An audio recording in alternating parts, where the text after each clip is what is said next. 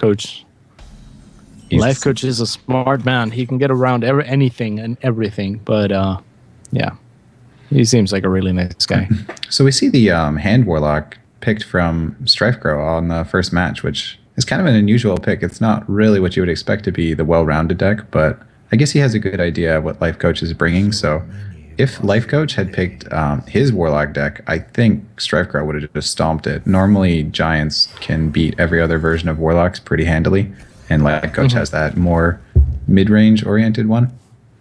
Yeah, absolutely, and I think that's just the way that it works with like the more late game oriented decks are always going to have an advantage over the mid game oriented decks, and the mid game oriented decks are going to have an advantage against the rushy decks, and the rushy decks might in turn have an advantage against.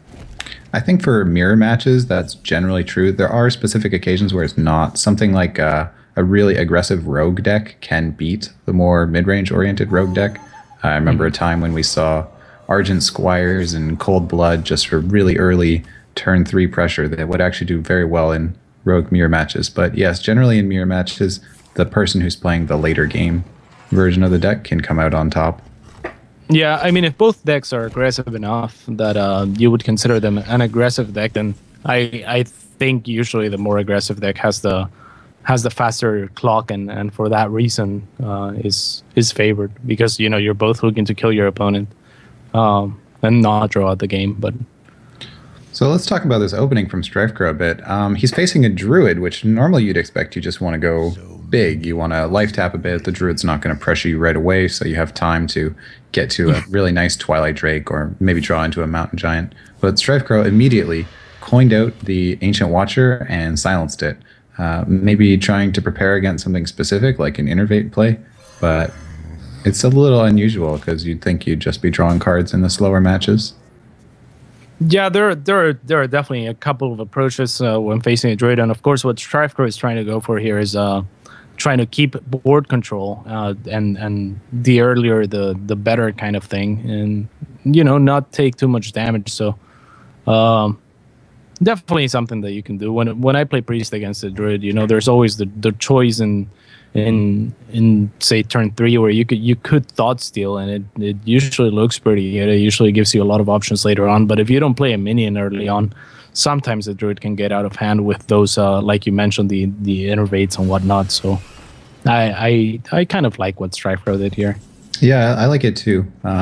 It's just not what you would expect. So maybe if you were a Handlock player, to take an observation that it's actually really strong to get the early board presence against a Druid. Yeah.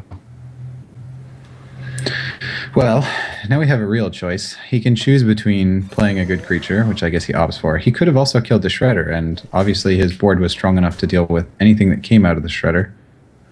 Yeah, Darkbomb, definitely an option there. Darkbomb and most likely clear whatever comes out with the Zombie Chow.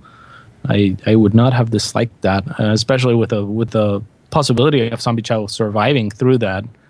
It would have been a pretty strong play as well. So he has a lot of damage on LifeCoach, but something like any real good Innervate play here would be strong enough to change this board around. Like Innervate Dr. Boom, for example, would change the entire tide of this battle in one move. So we're looking for LifeCoach to make a pretty substantial play on this turn. Otherwise, he's going to be at almost too big of a deficit to recover from. Yeah, definitely. And a lot of the minions that the Druid does have are not going to be able to trade with StrifeCro's board too efficiently. Say, for example, the Druid of the Claw with only 4 attack is not really going to do much, against the Ancient Watcher or the Drake. Yeah. At this point, even hero powering to finish off a minion, like it hurts. It's for damage potentially. Oh, that looks like maybe Keeper of the Grove. I'm just going to hero power it. That's a pretty big play. I mean, it wasn't exactly Dr. Boom, but he removed the threat from the board, so it slowed it down enough to where he's at a little bit of an advantage, and hopefully he can push on it from there. Yeah, very nice play as well. Something that he may have been more hesitant to do had that Zombie Chow been something else, not something that heals you for 5 damage, because that basically allowed him to hero power at low risk. Yeah, he is actually getting kind of close to dying. Even though StrifeCro's deck runs so little damage, StrifeCro has drawn most of the damage in his deck at this point. So one more turn, maybe, if he was not careful, could end up being his demise. StrifeCro, we can see the punishment now of not having life tapped on those early turns. He needs to life tap eventually to actually get cards, and he's slowing down a bit of an important turn here. Yeah. Now using Dark Moment, that's gotta feel a little bit crappy in comparison. Well, of course, when you kill the Shredder, has different effects. I mean, sometimes there's minions that can mess up with your plans. That mostly being the Doomsayer, the Mana Wraith, for example, or any taunt. Yeah, any taunt is always huge. It's interesting that he chose to kill the Keeper, though, when he could have been sure 4 damage will kill any creature that could come out of the Shredder, so the Ancient Watcher could have guaranteed that he dealt with whatever it was. Yeah, but then again, if say it's one of the taunts, then it's not all that great. You would rather kill the Keeper, and there's 2 taunts, right? There's the Frost Wolf, the 2/2 taunt. Never played it, so I don't know its name either. Yeah, you're right. It's Frostwolf something. And there's the Annoyatron. There's also the Unstable Ghoul. Oh, there you go. So yeah, probably just more possibilities for something coming out of the Shredder that he doesn't want to deal with. Wow, he swiped. I mean, we can't see what's in LifeCoach's hand, but you have to imagine it's got to be a pretty aggressive hand. The creature on the board was not very large, so even a 5-drop would have been much stronger than it. And he chose to use a big spell to kill something where it could have been even something as simple as Wrath. Yeah, definitely so. We can probably assume that there's no Wrath in his hand at least. Yeah. Let's see. Innervate combo wouldn't kill him. StrifeCro's pretty safe right now. I think you regret using that swipe at the moment because now you're stuck with a much harder creature to kill and you can't use a creature to do it. That is true, and that's the same line of thought that StrifeCro probably took into consideration to play the Sylvanas here.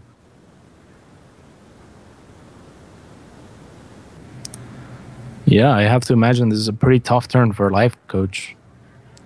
If he does deal with that successfully.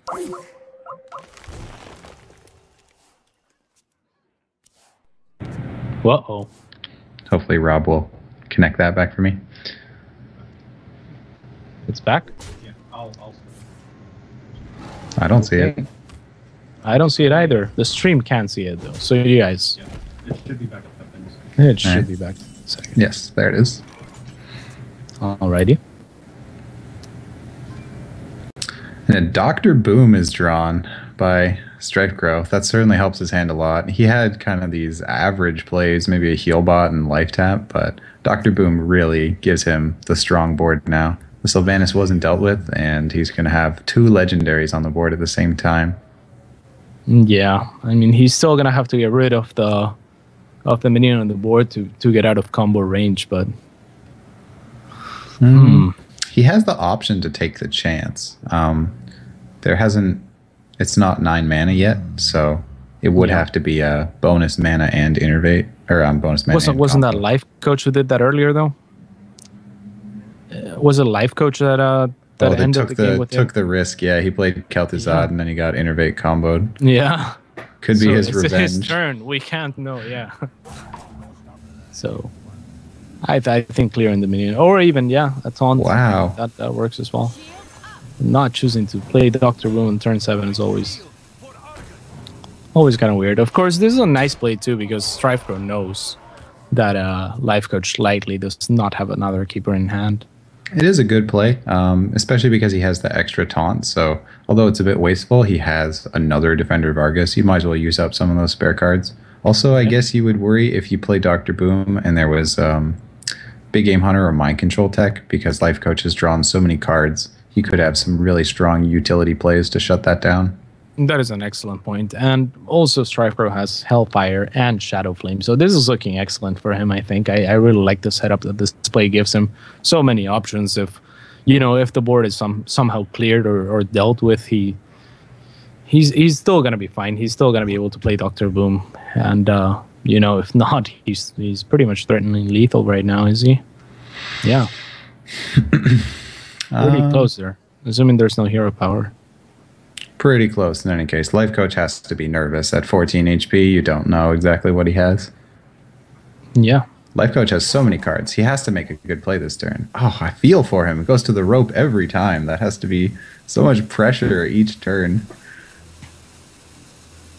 It's almost like a game. How late can he have the rope burn and still make a complete turn? Oh, starts touching his cards.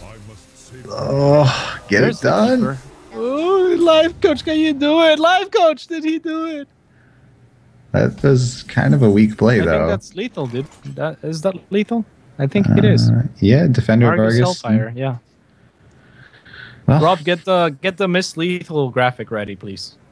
Because if StrifeCro misses lethal, then no, he's not going to miss it here. No way to say.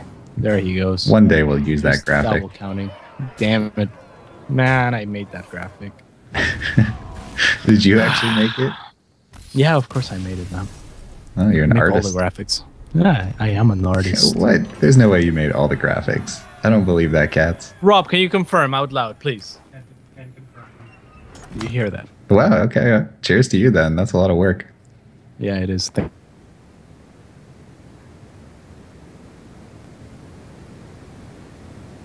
What LifeCoach had, but his final play was pretty subpar. We saw Kez and Mystic just do absolutely nothing there, where something like Ascension would have prevented his death. So really that 4-drop struggles in any match. There's not actually a secret. Rob, try rejoining the game. See if it fixes it. Maybe. Yeah.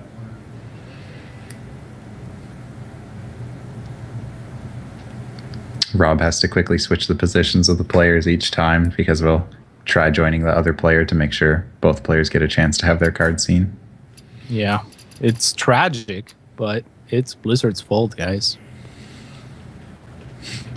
I think Cats, you just like to blame people that aren't on camera. Yeah, of course. It's easier that way, right? It's much easier.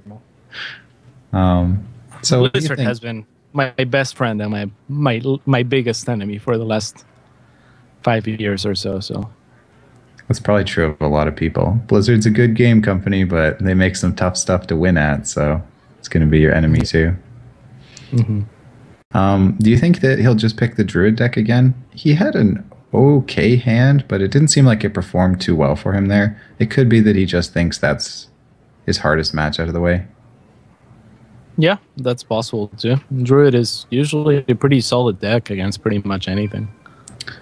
Just to think about like what the metagame could have achieved there a bit.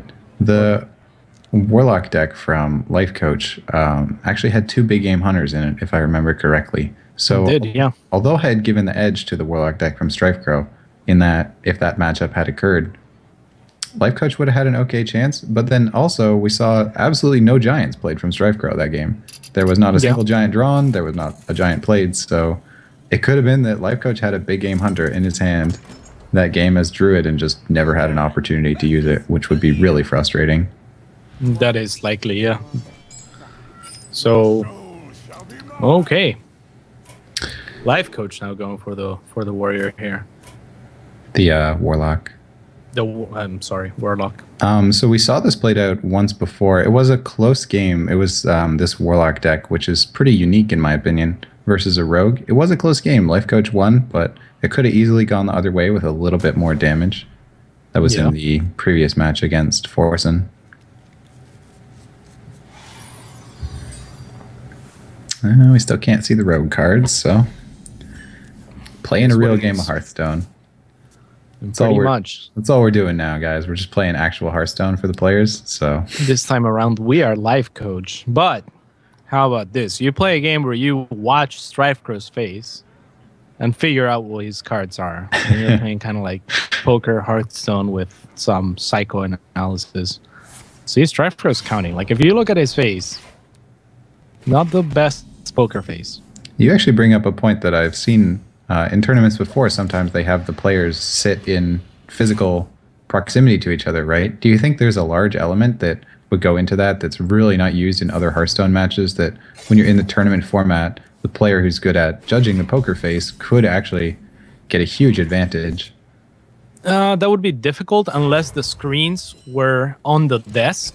You know what I'm saying? Like, if the screen was embedded on the desk, so you could actually be facing and seeing your opponent, that would be pretty sick. Actually, someone should try that. But normally the screen is going to be on the way of your opponent's face, right? Yeah, I suppose you could just make sure that your face is not seen for the match. Yeah, so it would be pretty sweet if the screen was like embedded onto a desk, and then you're actually directly facing your opponent without them not being able to see your screen. But then you can make reads potentially of what the reactions are. We do actually see that pro players generally will have some reaction to the outcomes of the turns, whether it's just a squint or something small, but they do often have a reaction that would be fun to see who could perform best in that face-to-face format. It really would. It would bring another element to the game. Certainly would. Well, it's one of those things that you're kind of meh until like something happens, and then you're like, oh yeah, I saw his face, dude. I knew, Yeah. And that's when everyone goes nuts. So in this game, anyways, LifeCoach has a really strong opening with 2 Twilight Drakes, and because he had the coin, he gets to play the first one. And also, when you have the coin, you have that extra card, so the Twilight Drake even has 1 additional health. The first Twilight Drake dealt with... It's not actually dead, though. Yeah, it's not actually dead. That was a lot of cards, too. Like... Yeah, and now the second Twilight Drake comes out. LifeCoach has a really nice opener here. He's hurt. After seeing that, I mean, he has to be like, oh, okay, second Twilight Drake, I guess, right? Well, he's LifeCoach, so he's really thinking about it. You could double Mortal Coil as well. Is an okay play here. You get the 1 card draw, it kills the creature. Because if if you play the Twilight Drake, you probably are trading your Drake away. Is that such a big deal, though? And I mean, you have Lothar coming up. I guess you don't have that many more minions, though. Yeah, LifeCoach has the Shredders in this deck, so he doesn't play Giants at all, and he has like Sludge Belchers and stuff, mostly mid-range creatures. But he also has some early game stuff like Voidwalkers and Zombie Chow, so it is possible that he just gets dead draws for the next couple of turns. Yeah. So he goes for the Drake. I like this play better. Ooh. Okay. I wasn't expecting the trade there. Yeah. I don't mind him trading there. He makes sure that the Twilight Drake doesn't die to something efficient like Spell Power, Fan of Knives. Or even perhaps like he could hit the other Twilight Drake with the 3/2 creature, and then potentially just finish off with something like a Blade Flurry and a Shiv or a Fan of Knives. Yeah, Blade Flurry and Redagger attack the Twilight Drake. Yeah, that works. Would have been pretty solid. StrifeCro can't feel too comfortable about this, though. You don't want to sap it, obviously, but he's done no damage to the Warlock at all. Starting that up really early, get them to 20-ish health so you can pose threats and make the Warlock overreact. When the Warlock has a lot of health, they're content.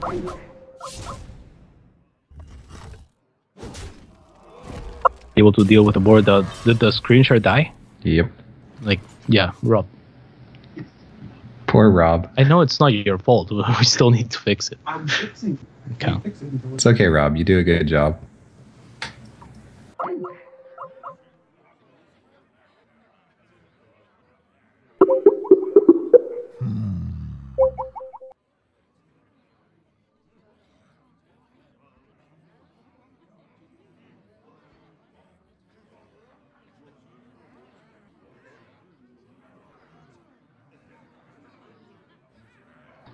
Well, I hope you guys are enjoying this riveting match right now. Probably we're going to get roped again.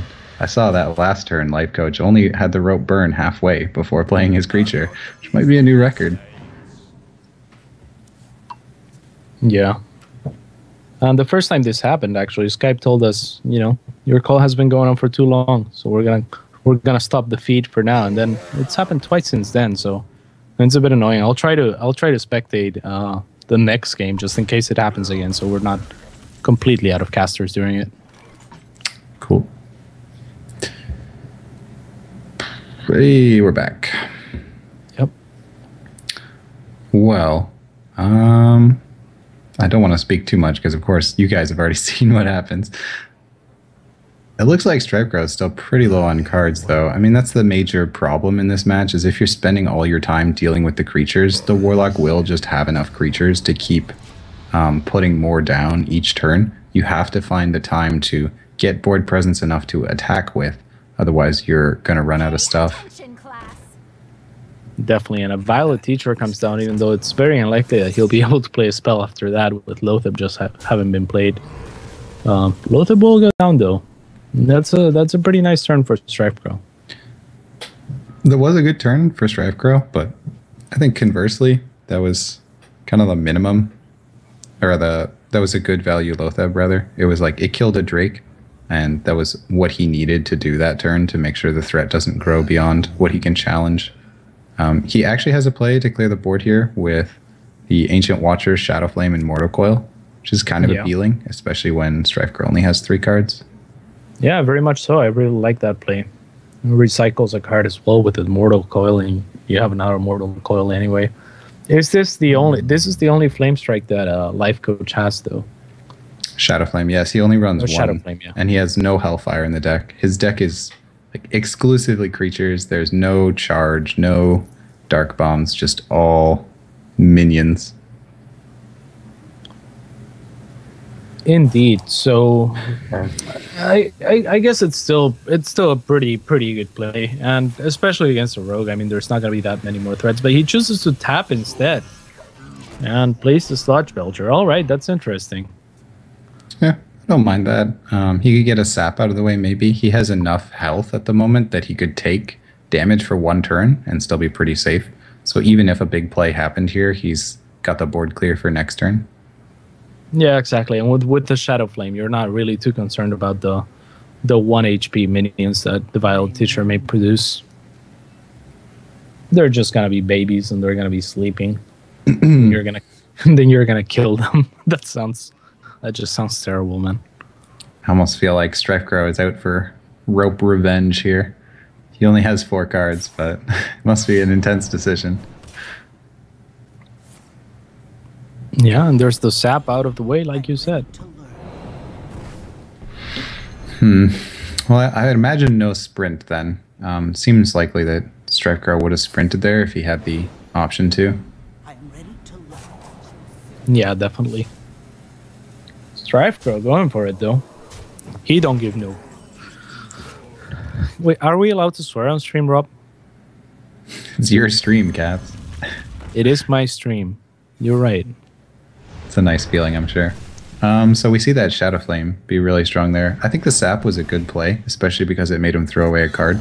But he's really behind now. He absolutely has to get a sprint because 3 cards cannot compete with the Hand of LifeCoach. There's really no way he could die this turn. And oh, he got the sprint. Wow. Top decked. Top decked. That was pretty fortunate. Yeah. So right back into the game, of course. LifeCoach has no way to deal damage, so 25 health is a long way. He has to pretty much take this to fatigue at the moment. That's still a huge mountain ahead of him to climb. He's got the healing, he's got the taunts. Is it strong enough? I wonder.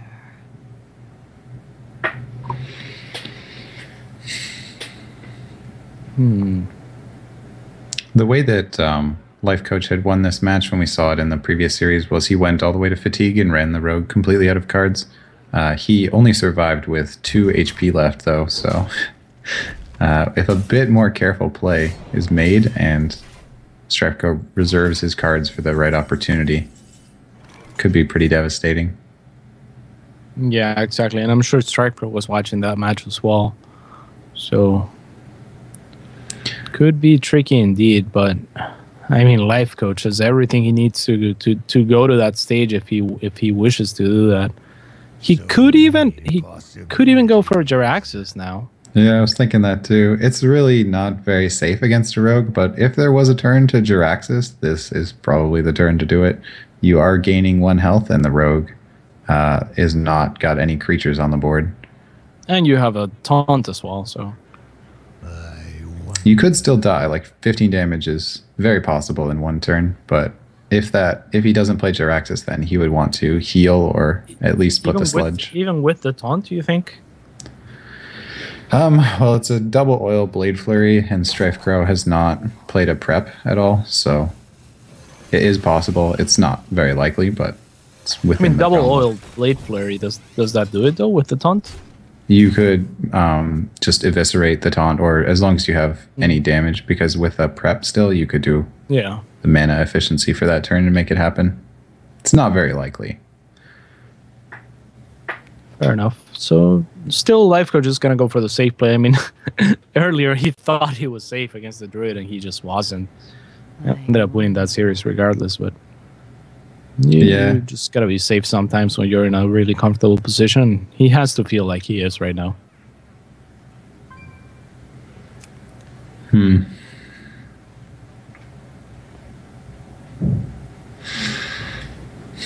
LifeCoach is already down 1 in the series too, so he really can't afford to lose this game. It would put him at such a deficit.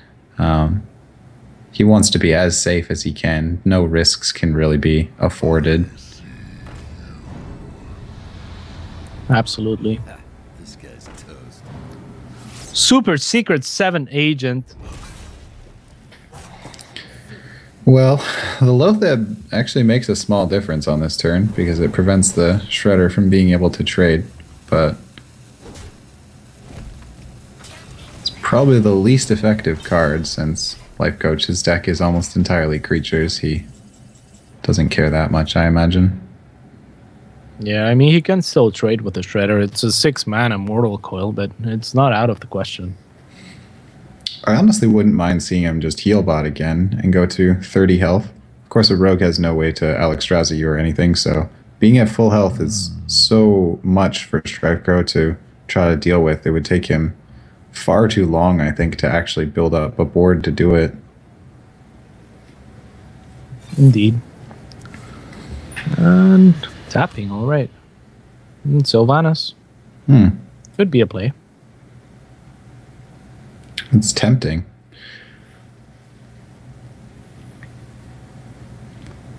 This is a turn where I think LifeCoach is validated in taking his time with.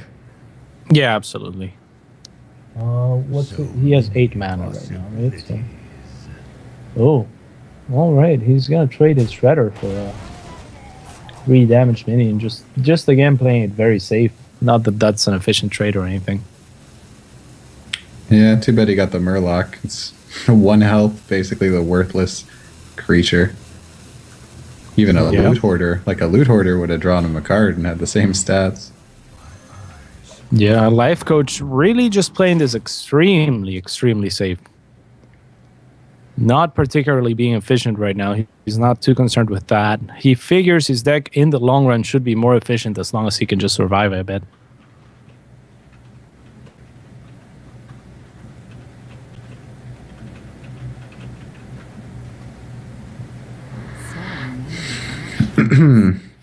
Do we know how many cards are left in StrifeCro's deck? 10 cards left. 10 and 11. It's a long way to go still. Oh, these games. Every turn has been such a decision for both players. Yeah, of course, we can't know what kind of decision StrifeCro is facing right now, but he already used 2 saps, correct? Or did he only use 1? No, I believe he only used 1 sap. All right, there's a prep. A sprint potentially coming out. Before seeing the cards? I mean, it could have been a Fan of Knives too, I guess. Probably wouldn't have used the Fan of Knives before trading, right? So maybe Deadly Poison Blade Flurry here? He's got to have a Blade Flurry at this point. You could just do a small Blade Flurry to quickly deal with the board. A baby Blade Flurry, some would call it. Right to the rope. Well, the Murloc survives. Wow, the Murloc might get some serious value and kill off Lotheb. Yeah. That definitely will. Just, ooh, okay, Mortal Coil and gets to keep the taunt as well. Any taunt is nice against Rogue.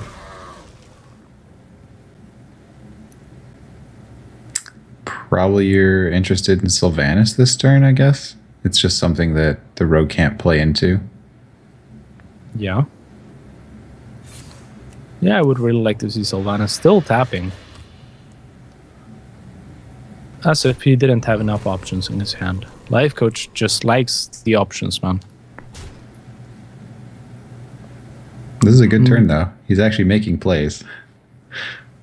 Unlike waiting to the end and seeing how many he can squeeze in before the rope burns. He's still going to wait for the rope, though. This is kind of a signature, the signature move. It's like... Yep. I bet if you interviewed him, he'd be like, yeah, I actually know my play. I just wait. Just like waiting, man. I mean, that play... Go on. Sorry, that play was a good example of what you just said. Like, Sylvanas seemed really obvious there, right? And he waited exactly till the rope started, and then, okay, I'll play Sylvanas. It's like the rope is his instruction that he should actually go. Yeah, do you think there was any merit to playing the Void Walker there? Or I'm sorry, not... Is that... Yeah, the Void Walker. The Void Walker there? Yeah, I think there was. It's unlikely he would Blade Flurry for just the 2 taunts, but I guess he wants to make sure that he has a quick taunt later if things get desperate. Yeah, especially with Jaraxxus, it could be really good for a 10 mana play. That could be a pretty good play. So. Yeah, that's true. Jaraxxus's weakness is often that he just takes the entire turn, but when you have that 1 mana, you can slip in, and normally the only other play would be Mortal Coil. So Voidwalker is actually pretty solid in that situation. Definitely. So, Mage Woman, as I like to call her, has entered the battlefield. Mage Woman, the Violet Teacher. She's powerful, man. She will sap you and then summon babies. Ooh, a prep. Hmm. Wonder what he does with the other 3. So, LifeCoach's only AoE damage was played already. It was the Shadow Flame. He has no way to deal with those 1/1 creatures. And as far as a position for the Rogue, this is really what you want. The Warlock's at about 20 health, and you have some creatures down. Lots of creatures down. Yeah, it's going to be really difficult for him to get rid of. And sapping the Sylvanas as well. A brilliant play by StrifeCro. What do you do? I mean... That was the second sap, so Sludge Belcher is still going to be pretty powerful here. All right. Goes for the Teacher. I guess that's a reasonable play. He knows that he doesn't have any way to deal with the dudes, so if he left that Teacher alive, those could just fill up the entire board and kill him outright. That was actually a really nice play by LifeCoach. I really like it. Even the silence on the Thalnos, StrifeCro's only at 5 cards. He's already used both sprints, if I'm not mistaken, or at least one. Did he use both? I'm not sure, but he doesn't have many cards. And the Voidwalker really shows its value here. Like, the thing it's meant to kill is 1/1 creatures. Yeah. So, really, really nice play. But the Deadly Poison is going to deny that Voidwalker's utility. Or is it? There's a... Ooh. Well. So I guess you trade in the 4/1 now. Huh. I'm not sure if StrifeCro can actually win. I mean, if LifeCoach heals again, there's a Blade Flurry left. He used up a lot of the oil damage, though, by having to trade the creature away, because that's normally the thing that you want to keep on the board to make sure that you're sustaining actual damage. Yeah, that play really turned it around for LifeCoach. That was looking grim for just half a turn, but then that was really beautiful play. And the funny thing is, for that play, he actually didn't take too long. All right.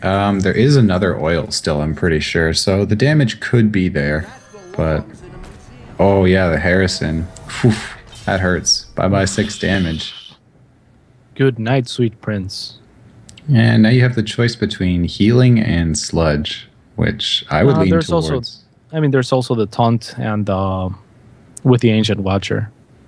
Yeah, that's true. I would lean towards healing here, I think. I mean, you just killed the weapon.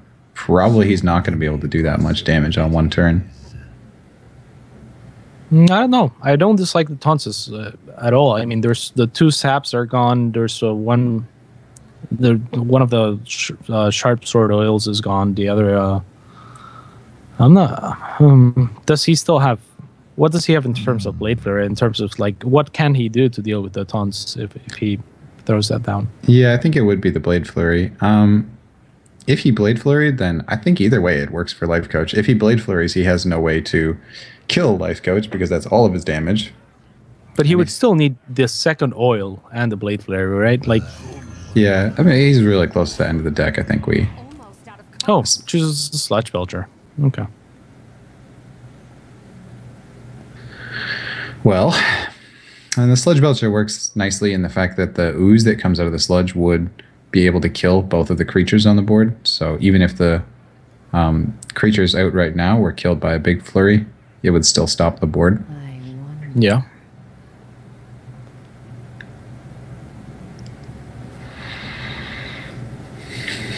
StrifeCro has got to make a plan. He knows all of his cards now. I mean, there's 1 card left in the deck. He should be aware of what it is. I'm not sure if it's possible, though. LifeCoach just has so much defensive plays still in his hand. Yeah, it's not looking too good for StrifeCro here. But what you were saying, though, like, if StrifeCro managed to get his weapon big enough, he would hit the Belcher first, right? And then flurry, so... Ooh. Okay. Well. Oh, he didn't flurry. Yeah, no mana. Oh, yeah, you're right. He's out of mana. Blade Flurry normally fits on every turn. At only 2 mana, yeah, manages to find its way no matter what. Yeah, he does. Do you think he even has it? How many cards does he have left? He only has 1 card left in his deck, so it could be that was the Flurry. I think the Harrison is really what did him in. StrifeCro had been struggling for a lot of the game. He'd just been dealing with the creatures, but he had that nice setup with the weapon and still more damage available to him. And then losing straight up 6 damage there was just horrible. So many possibilities. Yeah, absolutely. It looks like LifeCoach is going to be tying up this series. I mean, there's not much. He's taking a sweet time, but like, well, let's see that Just heal. That Shredder, yeah, that Shredder has to go. Probably just straight into Harrison and then heal. And there's very little he can do to throw away this game, I think. All right. Well, I do not dislike this at all. Really?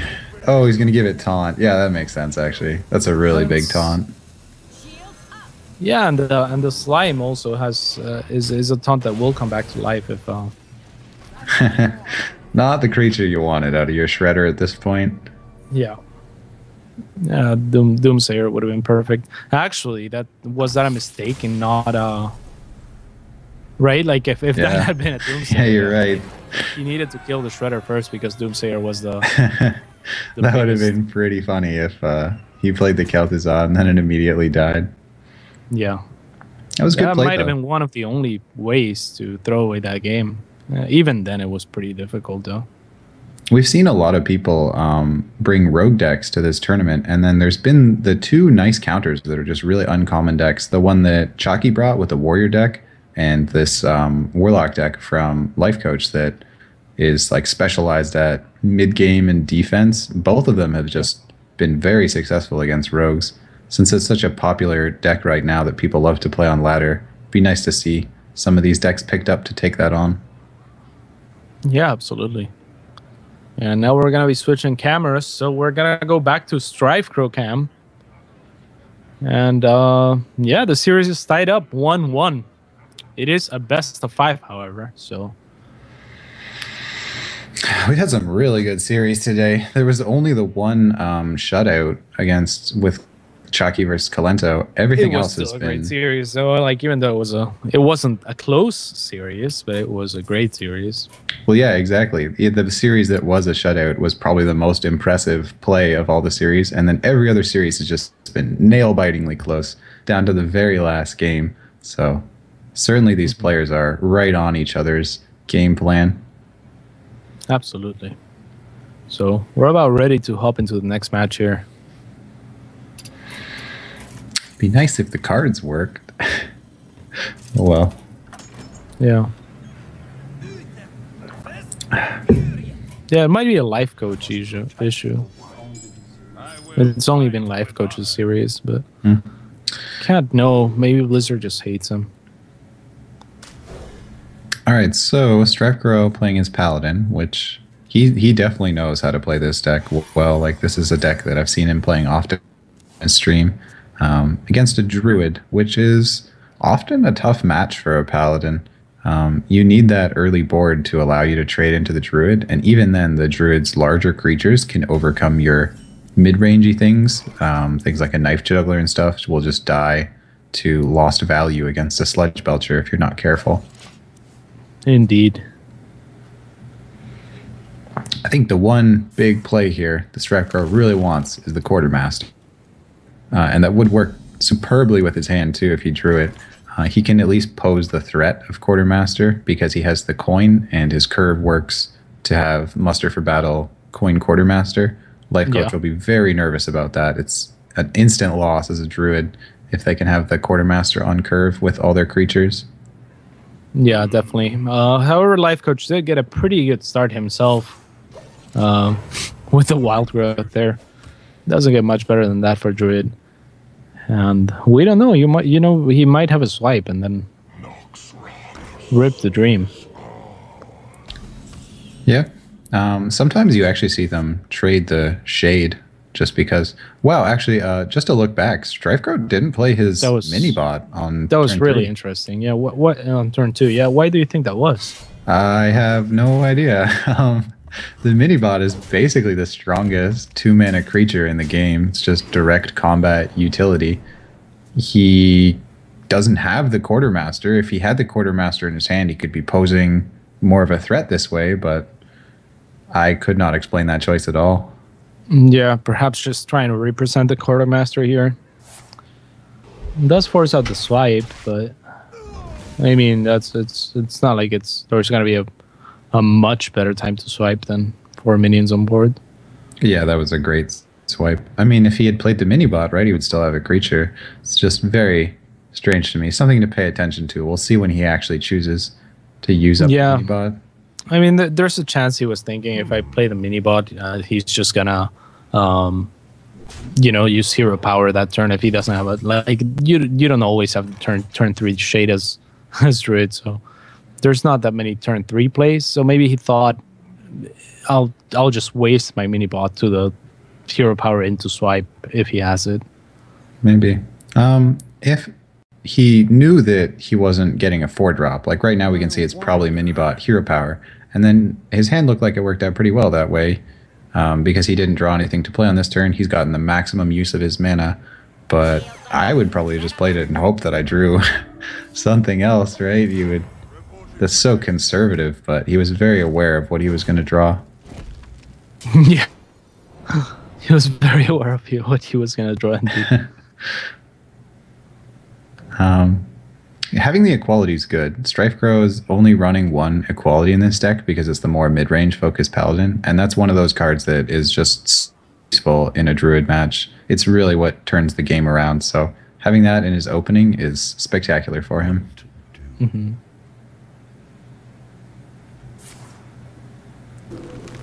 Okay, just drawing a card, I guess. Why not do that on the mini bot? I guess the way that StrifeCro played, LifeCoach has to be thinking those 1/1 minions are really a big threat.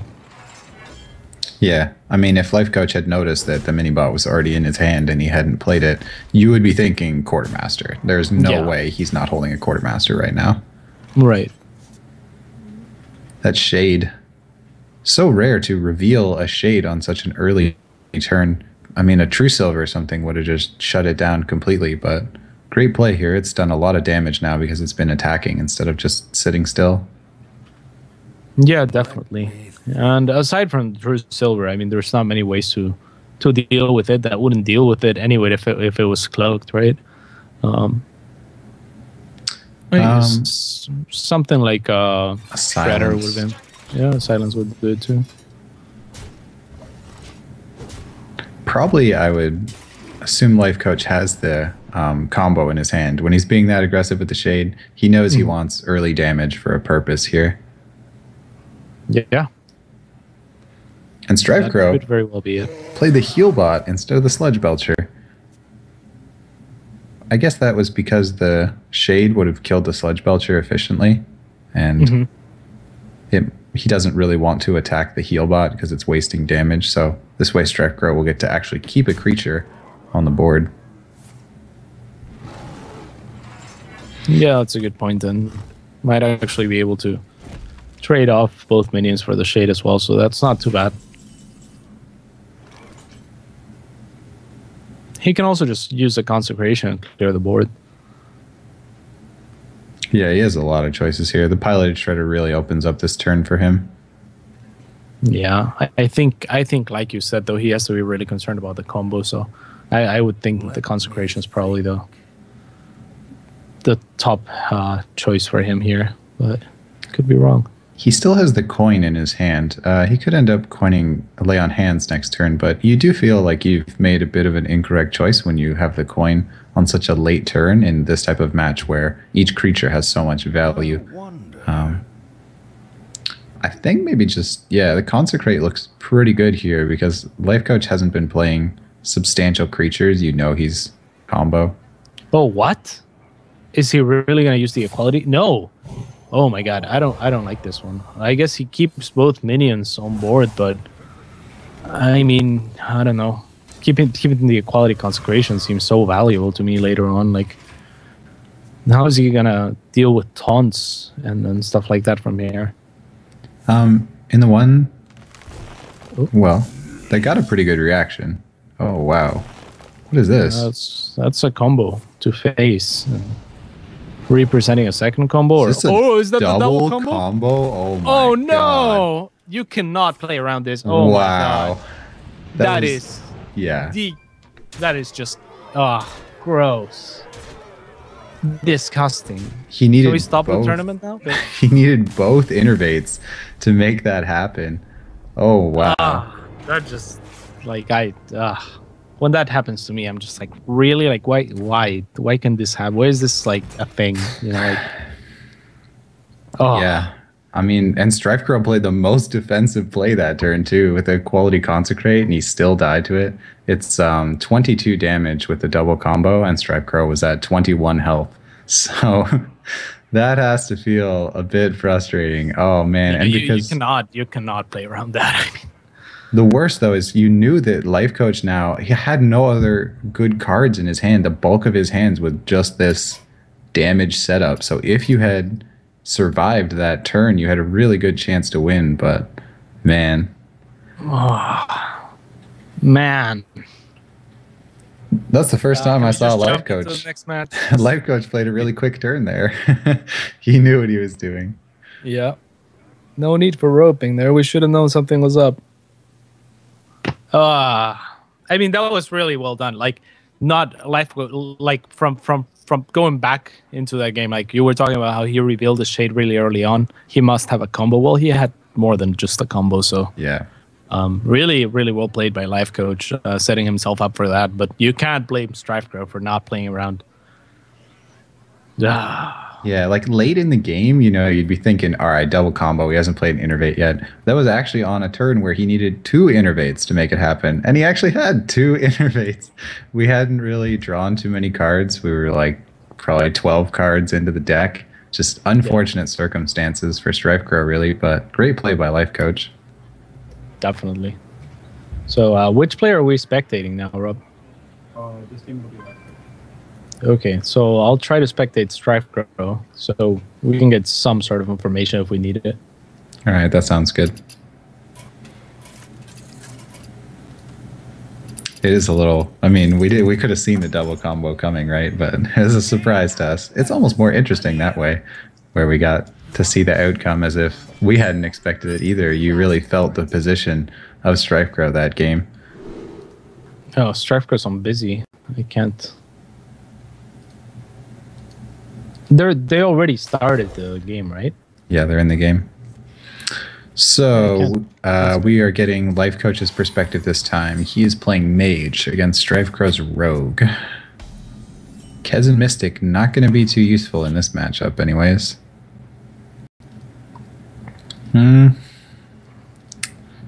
It's a pretty decent opening for LifeCoach. He has the Mech Warper, plus he can put an Annoyatron in on the same turn if he wants to use the coin. He's got a Blast Mage, got a spell, so good variety and still the creatures he wants at the beginning of the game.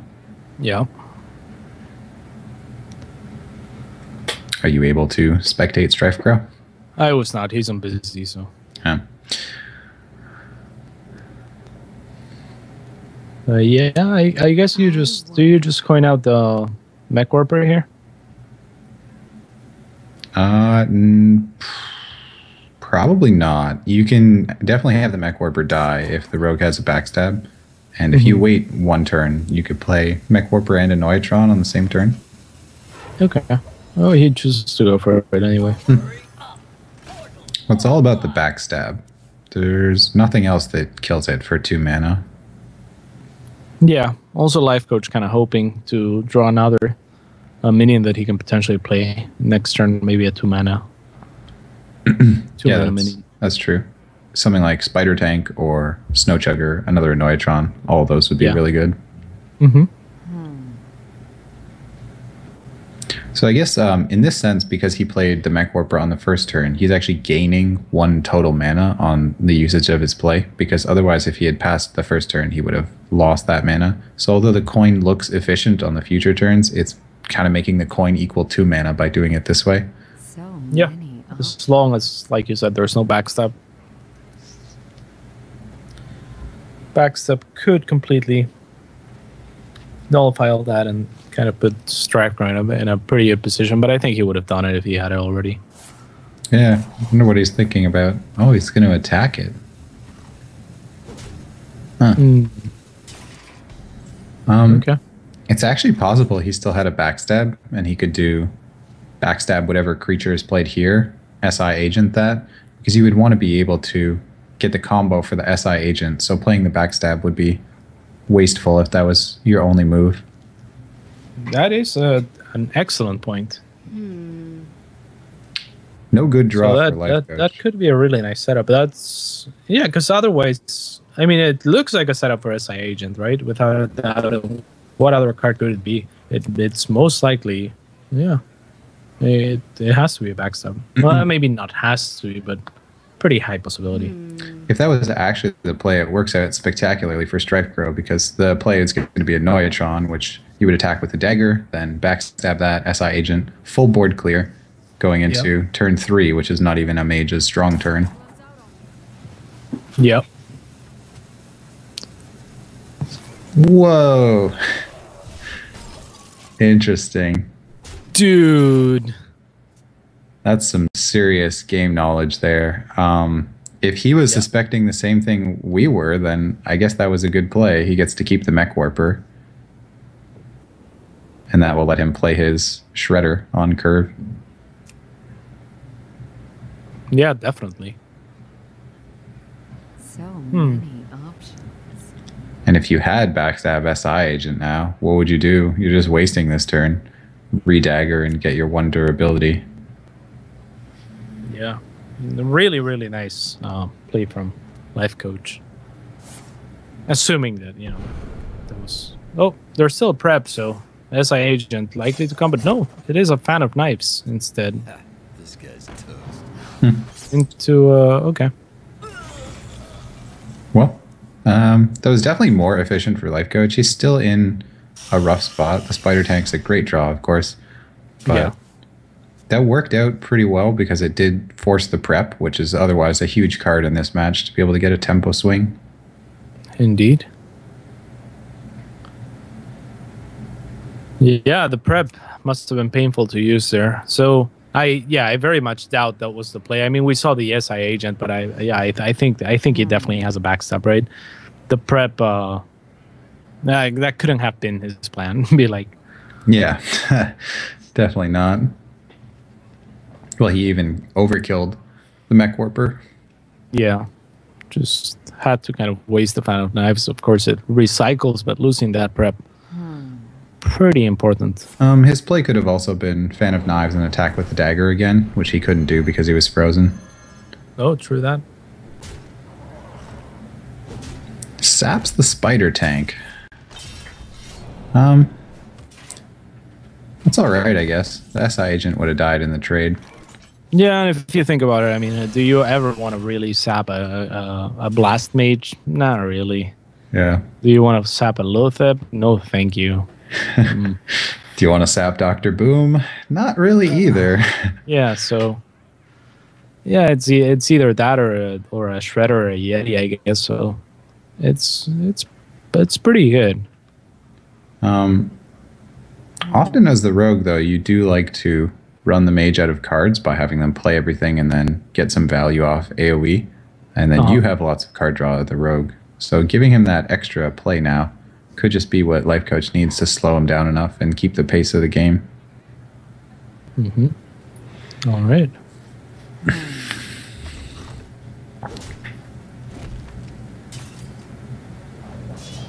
Blade Flurry. This guy's toast. Okay. SI agents galore. Oh, and he gets 3 attack. The creature from the Shredder was so crucial there. Yeah, and StrifeCro, I'm not liking his position too much, even though we can't see his cards. He only has 3 of them right now. He hasn't been very efficient with the cards that he's been throwing out. He's been trying to keep the mech mage under control, and props to him for that. I mean, that is a very good way to usually try to win this kind of game. But, I mean, soon enough, I have to imagine LifeCoach is just going to play too many things. Oh, man. And he didn't kill the SI agent either. Got the 2 hits. It was against the odds to kill the SI agent. It was a 25% chance, roughly. But yeah, it's got to hurt. Now that SI agent can kill his blast mage pretty easily with just a bit of extra damage. Something like especially another... after the first 2 hits go to the SI agent, and then the last 2 is... Something like another fan of knives would be really good. But StrifeCro's been taxing his AoE. He already used 1 fan, 1 blade flurry. Yeah. I'm not even sure what the chat is spamming right now. It's pretty insane. I'm not sure what that is. What is that drawing supposed to be? I don't know. I've seen a lot of drawings, yeah. Do you see that? I do. Do you know what it is, though? I don't. It's just like a random copy paste. It's not an image, is it? This is what happens in LifeCoach's game. We start paying attention to the chat. We got to look away. We got to focus on what's actually happening. All Chat right. is for another day. Pay attention, class. Okay, so Violet Teacher going to go down here. LifeCoach has a pretty good play again with the Blast Mage. If it could get 3 hits on the Violet Teacher, or actually even just 2 hits, and he could pick it up with the hero power because the mech was left on the board. Yeah, so he has to play the first the Blast Mage first, of course, and it opens up. Whereas if it does get 3 hits, then Annoyatron still as a follow up could be a fantastic play here. So just to mention, this is the game that StrifeCro needs to win to stay in. If he was to lose this, he would be knocked out of the tournament. Yeah. Oh, gets the 3 hits, man. Wow. Yeah, and now Annoyatron can come down as well. And so much board presence for LifeCoach now, with still a spider tank and a couple other minions. StrifeCro has so little health as well. I mean, 3 cards and he's low on health. It looks like every disadvantage in this match right now. Yeah, it's really not looking good. Even if he had prep into sprint, I mean, that's so much mana. It's pretty much a turn wasted and very little way to deal with the board. So I have to wonder, what is LifeCoach thinking about right now? Surely he plays the Annoyatron. He has to play the Annoyatron. Oh, goes for the my. Cogmaster. All right. Wow. So He doesn't have a mech on the board. yeah, I'm not entirely sure. I mean, I'm sure there's. Can you figure that out? Come on, you're the pro player here. Well, I guess he wants damage. Maybe it's something like if he drew a fireball, he could afford to play the mech, get the damage, and win the game off of that. Mm-hmm. But yeah, I would have played the Annoyatron without a doubt. It's a safer play, right? Like the play that usually you would see LifeCoach go for it. Regardless of which one was, I guess the Invitational would have been better. It would have survived, or at least it would have done one more damage and gotten rid of the dagger. But damn, StrifeCro, somehow, some way, staying in it, man. He did actually draw the fireball, so he would have had lethal, but not anymore. It's like, do you fireball the Drake? StrifeCro's health is so low, but you do need to actually attack him with creatures to win this. What to Yeah, do? I wouldn't mind the spider tank coming down after fireballing the Drake. Or you could cast a Mystic and freeze the Drake plus another turn, or That was both preparations and all of the area of effect in StrifeCro's entire deck has been played now. So something like a sprint is pretty out of the question. He won't be able to make it efficient for mana. It will take his entire turn. And then if the board ever did get multiple creatures on it, there is no great way to remove all of that. So it could be horrible, but StrifeCro's done what he needed to survive and get some momentum. So he still has a chance. yeah, definitely. Oh, that Asher Drake, that he top decked that, right? Like that was his most recent draw. I'm not sure. It's probably because it would have been a good play on all the previous turns. Yeah, that's what I was thinking, and yeah, I think that was one of the better cards that he could have gone. And he goes for the fireball into a spider tank play. As the rope burns, we finally get to play. Yeah, he has to contemplate which one of the two plays is the more powerful, I guess.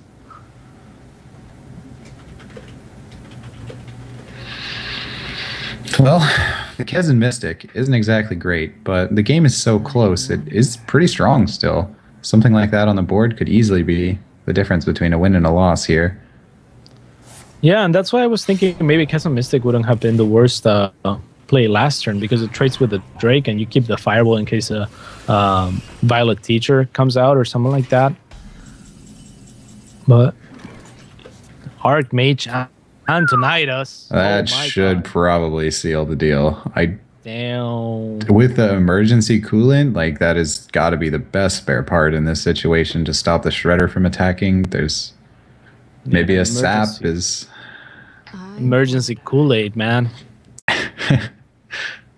That emergency coolant has made me lose so many games. All of a sudden, for 1 mana, your Dr. Boom can't attack anymore, and then they just overrun you. Yeah. So I mean that looks like the play, right? Like there's no way there's another play, or is he considering it a different kind of thought? I would certainly go for it here. I mean, Archmage, and you're drawing a Fireball. StrifeCro only has 1 card. I think a bigger question is, do you kill the Thalnos or do you hit him in the face? I think you hit him in the face. I think he needs to trade his Thalnos himself.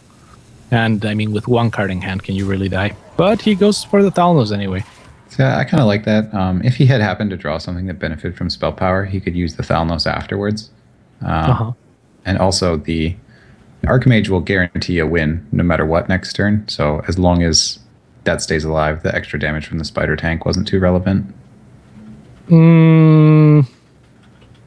Okay. The way it could matter is if the Archmage died, then... And then you draw a Miss second damage. fireball and you, Yeah.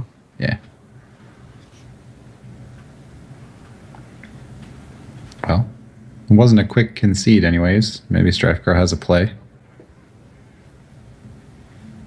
What could it possibly be though? Just the sap? Yeah, if you sap the Archmage, it's pretty effective because he doesn't have any other things to draw a fireball, so you'd have to play Archmage and wait a whole nother turn with it on the board before you could win. Yeah.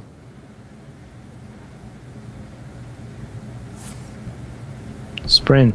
Oh no. Well, that can't be a good sign. So with 2 mana, there's just no way he's able to deal with this, right? Like he already used both preps. Well, it's a sap. He already played 1 sap. We need to draw the second one. Yeah, I guess he's looking for that sap. I don't think he got it. He gives up. And StrifeCro is gonna go down to LifeCoach. 3-1 for the Rope Coach. Moving on to the finals against Chucky. And that is gonna be quite something. Whew. So, yeah, we're going to get probably the longest games possible. We have Chalky playing a number of mill decks versus LifeCoach in a best-of-7 series. I hope you guys get a snack on the next break because you're going to need it for the upcoming games, but I guarantee that they will be epic games nonetheless. Yeah, there's a lot to learn. We'll be learning slowly as the final stakes takes place in just a few minutes here. So go grab a snack, and we'll see you in 7 minutes, something like that. In the meanwhile, check out our sponsors. Tell them that you like the tournament as well as, sign up for the raffle that we're going to be doing for an AMD graphics card, R9290X. Lots of numbers, lots of letters even. So it is a pretty powerful graphics card, and it's really easy to sign up for it. Just under the stream, you can click on the link that will take you to a site that will step by step tell you, hey, okay, like to get 1 entry, just follow us on Twitter. To get 2 entries, follow Root for Root on Twitter and AMD on Twitter, and go to their Facebook page and like it. Just doing any one of these things will be enough to guarantee an entry into the raffle. But if you do multiple, you get more chances to win. So go ahead and do that. I'm sure they'll appreciate it. And thank you for sticking around. But the finals are still coming. LifeCoach against Chucky. Stay tuned.